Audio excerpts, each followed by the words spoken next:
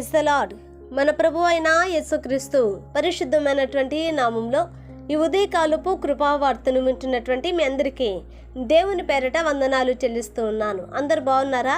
మరి పూట ప్రభు మనకిచ్చినటువంటి వాక్యాన్ని మనము పరిశుద్ధ గ్రంథంలో చదువుకుందాం. రోమీయులకు రాసినటువంటి పత్రిక 8వ అధ్యాయము 26వ వాక్యాన్ని మనం చదువుదాం. రోమీయులకు రాసినటువంటి పత్రిక 8వ అధ్యాయము 26వ వాక్యాన్ని మనము చదువుకుందాం. అటువలే ఆత్మయు మన బలహీనతను చూచి సహాయము చేయుచున్నాడు.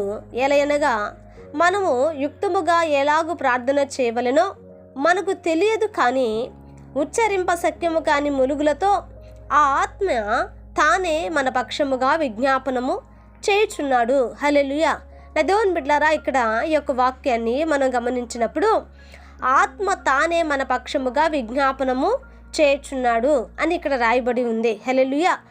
నా దేవుని బిడ్డలారా, మన పక్షముగా విజ్ఞాపన చేయుచున్నటువంటి ఆత్మ, మన పక్షముగా విజ్ఞాపన చేయుచున్నటువంటి ఆత్మ. ఆలోచించండి నా దేవుని బిడ్డలారా, మన పక్షముగా ఎందుకు ఆయన విజ్ఞాపన చేయాలి? పరిశుద్ధాత్మ దేవుడు మన పక్షముగా ఎందుకు విజ్ఞాపన చేయటానికి ఇష్టపడుతున్నాడు? ఇంతకీ అసలు ఎవరి పక్షంగా పరిశుద్ధాత్మ దేవుడు విజ్ఞాపన చేస్తాడు? ఎవరి పక్షంగా ప్రార్థిస్తాడు? ఎవరి పక్షంగా వేడుకుంటాడు?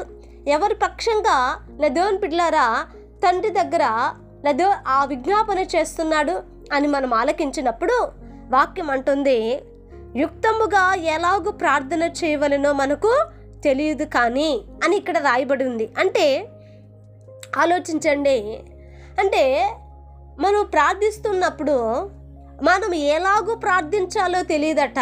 అంటే ప్రార్థన చేయుచున్నటువంటి వారికే పరిశుద్ధాత్మ దేవుడు వారికి సహాయంగా ఆయన విజ్ఞాపన చేస్తున్నాడు అన్న సంగతి మనము గ్రహించాలి. హల్లెలూయా. నా దేవుని బిడ్డలారా, ఎవరికి పడితే వాళ్ళకి కాదండి.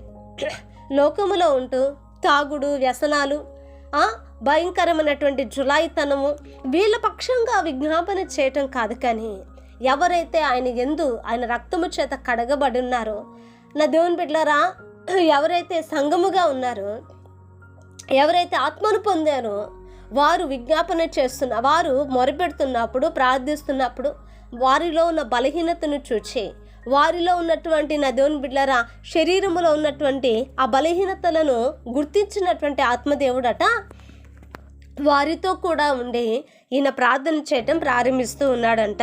కనుక ఈ రోజున ఈ యొక్క వాక్యాన్ని మనం వింటూ ఉన్నప్పుడు మన పక్షంగా కూడా పరిశుద్ధాత్మ దేవుడు విజ్ఞాపన చేయాలి. హల్లెలూయా.